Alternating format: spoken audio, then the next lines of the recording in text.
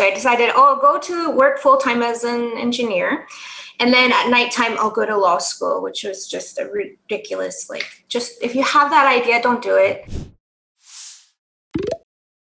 I'd love to dive into your first impressions of your first data analysis role in general. What was that experience like for you? Is that where you started to see opportunities coming about for entrepreneurship for some of these other things? Or was it just hey, I'm in this role, I'm going to do this for a couple of years and see where it turns out? Or was it I'm in this and I don't like it, and here's what I don't like about it, and that's why I'm going to change things? Okay. Yeah. No, actually it was the other way around. So I was an environmental engineer, and I decided I wasn't satisfied with that. So I decided I'll become a lawyer, and I'll become a patent lawyer. So I decided, oh, I'll go to work full-time as an engineer. And then at nighttime, I'll go to law school, which was just a ridiculous, just if you have that idea, don't do it. So anyway, I ended up I found out I don't want to be a lawyer, and I didn't really want to be I didn't want to work as an environmental engineer. And that's good because there were no jobs, because it was the collapse of the 2008 bubble. And I was just putting so many resumes in, and I couldn't find a job doing what I did before anywhere. And I realized I was in Bolivia.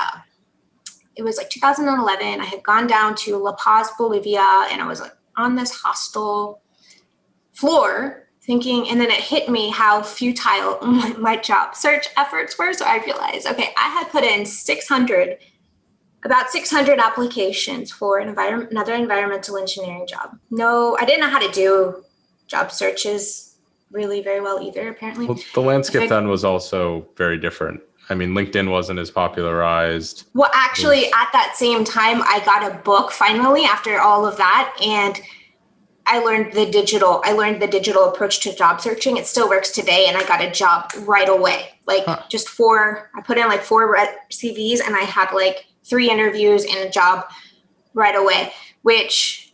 But before that happened, so while I was down there in South America, I literally put in that CV as one of the 4 with my new approach, and I ended up getting this job, and it was for GIS. It was for the title or whatever. It was a government geographic information systems.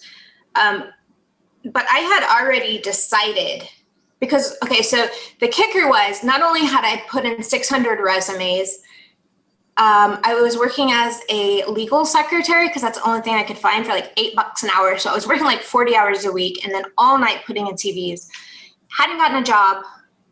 And I realized down in Bolivia when I was just chilling that I was actually losing less money per day doing nothing in Bolivia than I was working 80 hours a week in America, just because I had a renter, so the offset of the cost of living and everything. And I thought, I don't ever want to go back.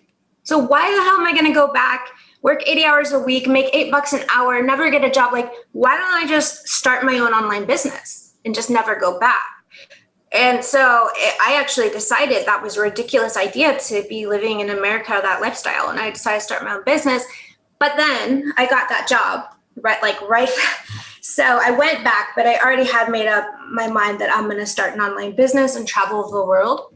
And so I just started building the business as I was working. And it so happened that was 2012. And that's when big data was going straight up in terms of trending. And there was no young people. There was a few. There's Hillary Mason working in the data industry. And DJ Patil, there were some people that were kind of younger, but there is basically no saturation, all types of interest. And I was already in a data position.